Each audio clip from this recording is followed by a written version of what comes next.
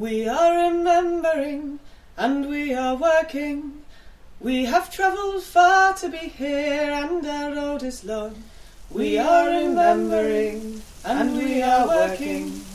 We have travelled far to be here and our road is long. We are remembering and we are working.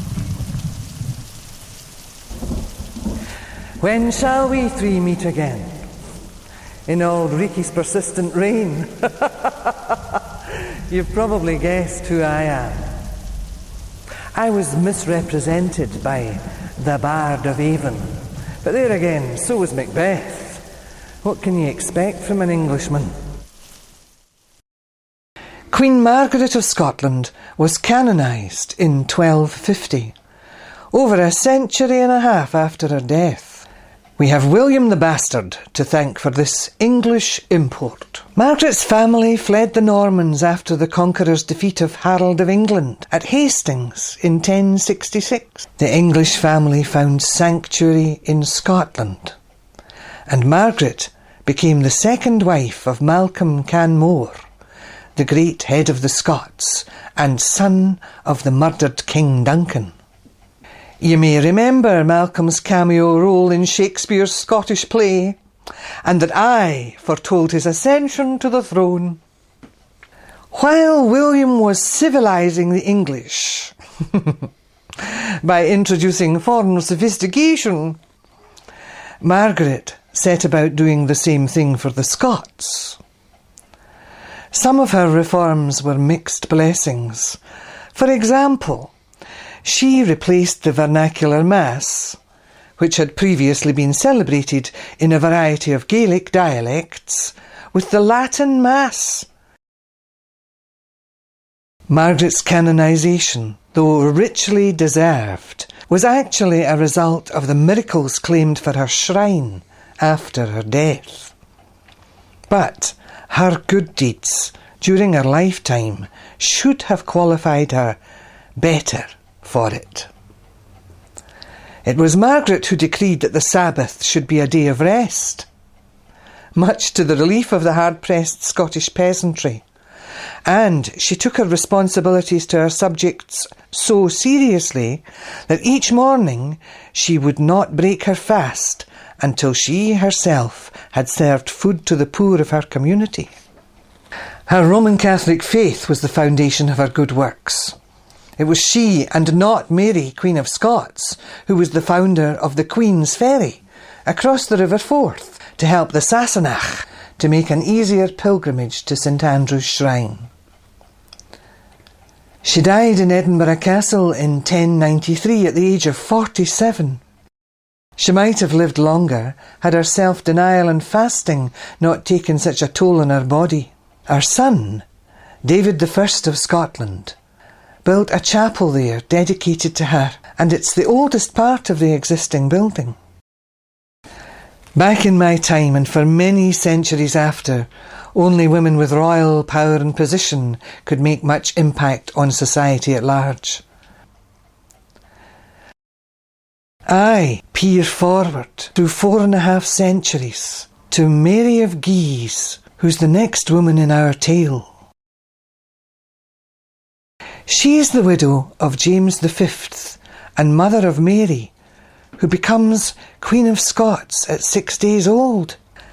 A French woman, Mary of Guise earns her place in our story for standing up to the most powerful and influential men in her adopted country.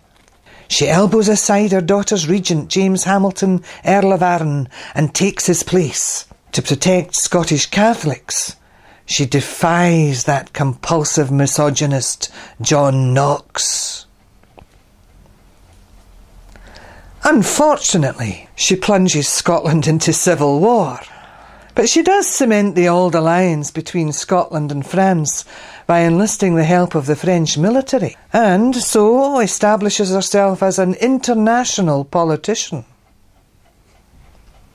Religion is at the heart of much of the social and political history of Scotland, and causes as much harm as good, as we wise women know to our cost.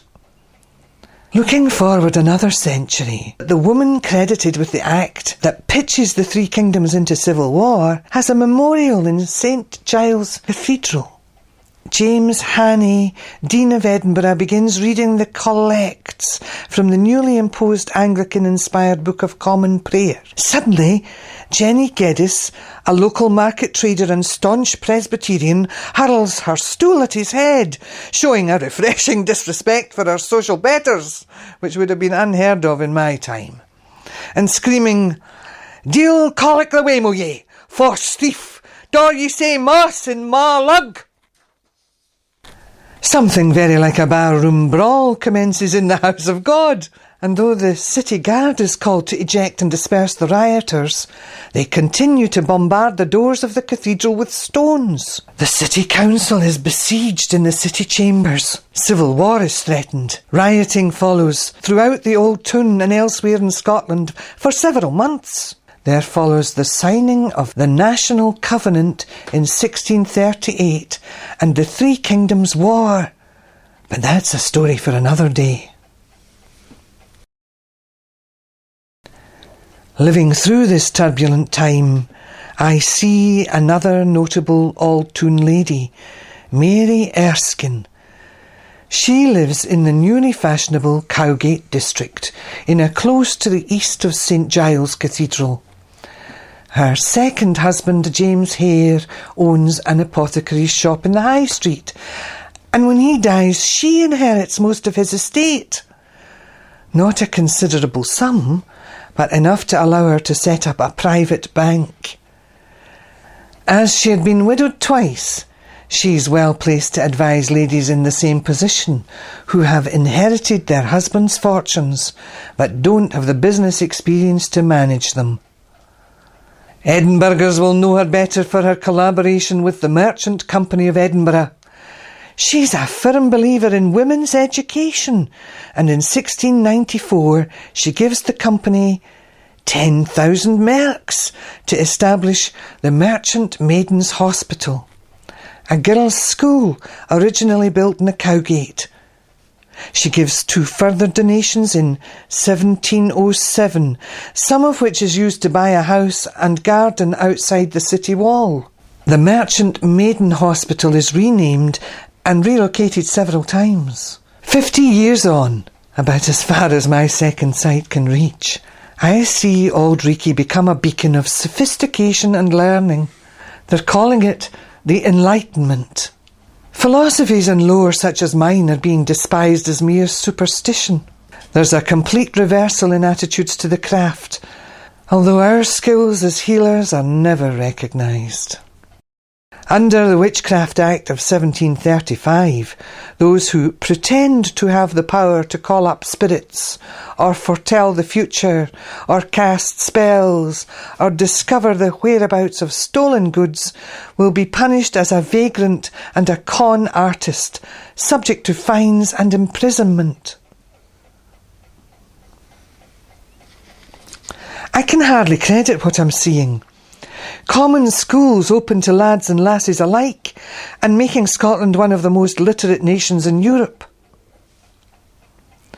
Educated ladies are holding court in grand houses, reading aloud to their companions, arguing and debating with the philosophers and politicians of the day, while in the stews and kennels of Blackfriars Wynd and the Happy Lands, their husbands are stuffing siller in the pooches o' trollops and catamites. Little wonder that the ladies of quality like Agnes MacElhose are seeking solace in the arms of poets and artists. Agnes will be, for a time, the muse of Rabbie Burns. Their amorous correspondence in the mid-1780s, under the aliases Clorinda and Sylvander, will survive as an inspiration to star-crossed lovers. Agnes reconciles with her husband a few years later, and her lover's reaction is immortalised in his haunting ballad, A Fond Kiss. I'll never blame my partial fancy Nothing could resist my Nancy, but to see her was to love her, love but her, and love forever. This is as far as I can take you, my friends. I leave others to carry on the story of Aldrichie's heart. Farewell. Have we never loved so blindly, never met or never... Now everybody's heard about the string of names and all that, of certain dames who feel in doubt if they should vote and all that, for all that and all that, their arguments and all that, we've better on the other side and mean to win for all that.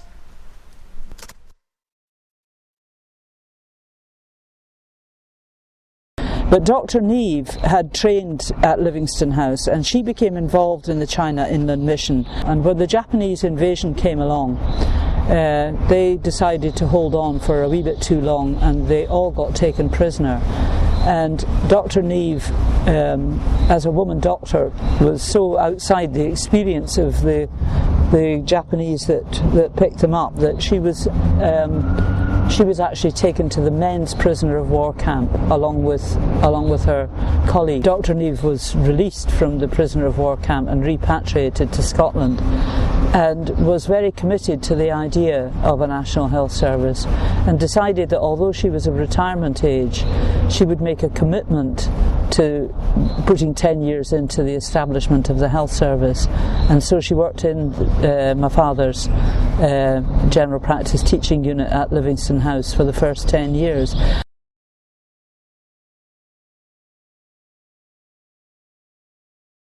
She was born Mary Maloney, was her maiden name, right? Mary's dad was from Ireland, and of course the Cowgate was a big centre for Irish immigrants who'd come to the Old Town. Her mum was Edinburgh born and bred and belonged in the Dummy Dykes. And everybody, or a lot of people, remember, that Mary was one of the great founders, in fact, the leader of getting this St Anne's Community Centre set up.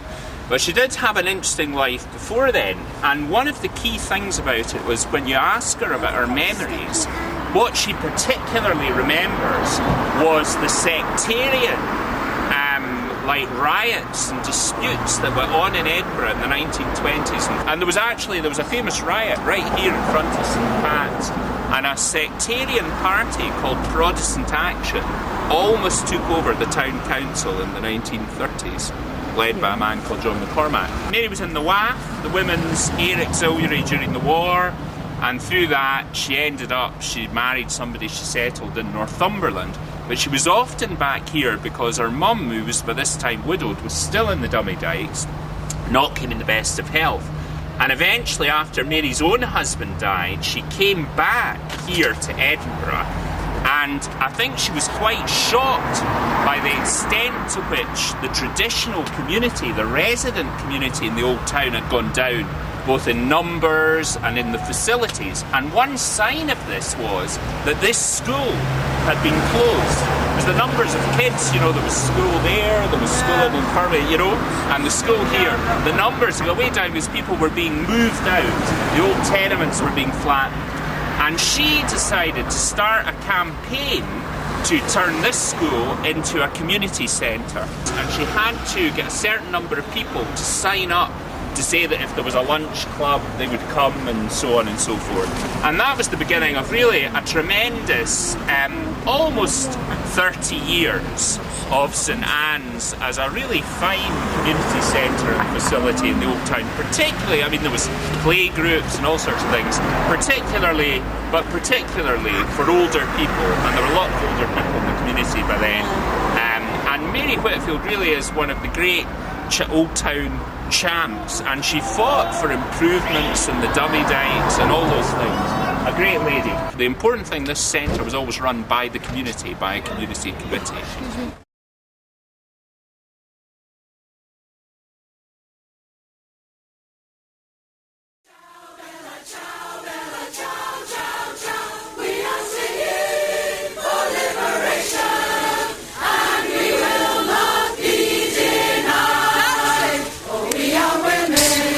It's about stirring the mince at the same time as learning the words of a song. Shamefully, the real answer is because we may have come a long way, but we're still struggling to get paid for our work, to have our contribution to society in care work and mothering properly valued, to be safe from violence inside and outside of our homes. We need to understand our past. It's important to understand the past. And it's important to keep a hold of our history and not have it just forgotten and shoved back into a drawer again. Because it has a purpose. And the purpose that it has is to inform what we do now and what we do next. But it's about building a fully enfranchised and sustainable society where everyone is valued.